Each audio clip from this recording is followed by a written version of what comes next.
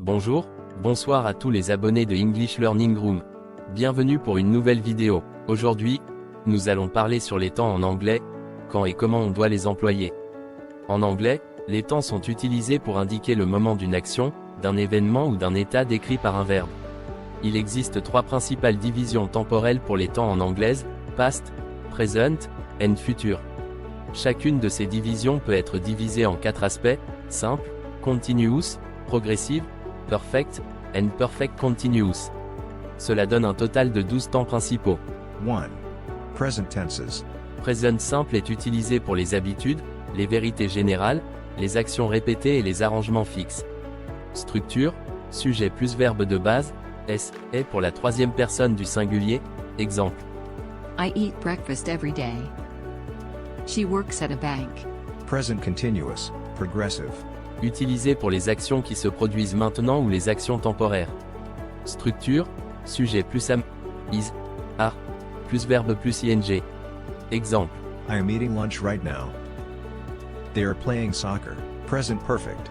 Utilisé pour les actions qui se sont produites à un moment indéterminé dans le passé et qui sont liées au présent. Structure, sujet plus have, has plus participe passé. Exemple. I have finished my homework. She has visited Paris. Present perfect continuous. Utilisé pour les actions qui ont commencé dans le passé et qui se poursuivent ou qui viennent de se terminer, en insistant sur la durée. Structure, sujet plus have, has been plus verbe plus ing. Exemple. I have been studying for 2 hours. They have been living here since 2010. 2. Past tenses. Utilisé pour les actions qui se sont produites et qui se sont terminées dans le passé. Structure, sujet plus forme passée du verbe, les verbes réguliers ajoutent ed, les verbes irréguliers varient. Exemple. I visited New York last year.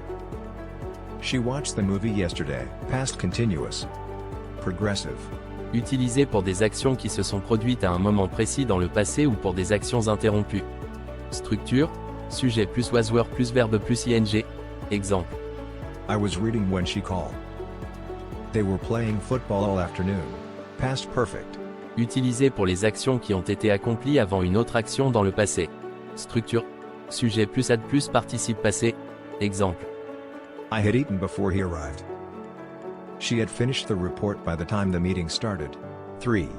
Future tenses. Futur simple utilisé pour les décisions prises au moment de parler, les promesses ou les prédictions. Structure, sujet plus volonté plus verbe de base. Exemple. I will call you tomorrow. They will win the match.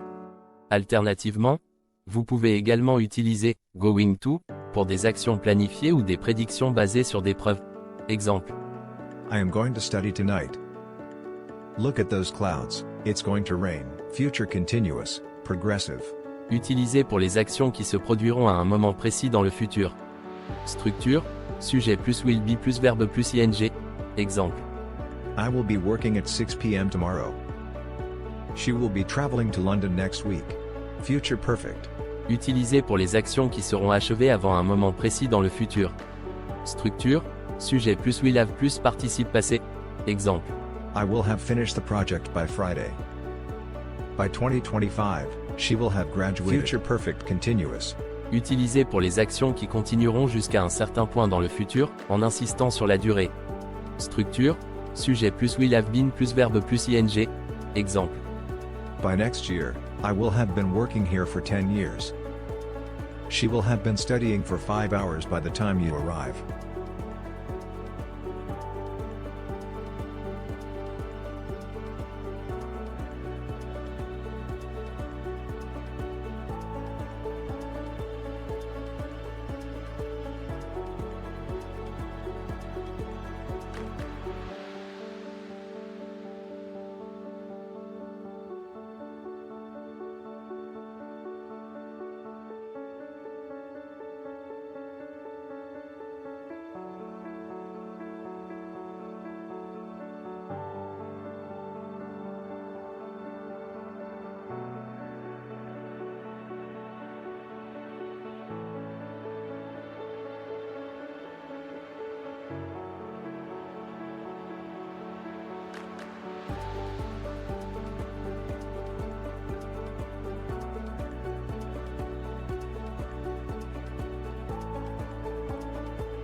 Conclusion.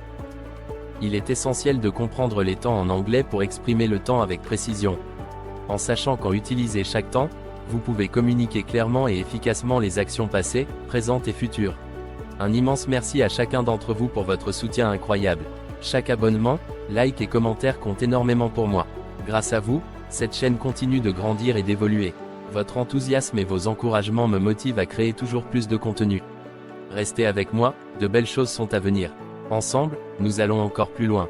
Merci, et à la prochaine.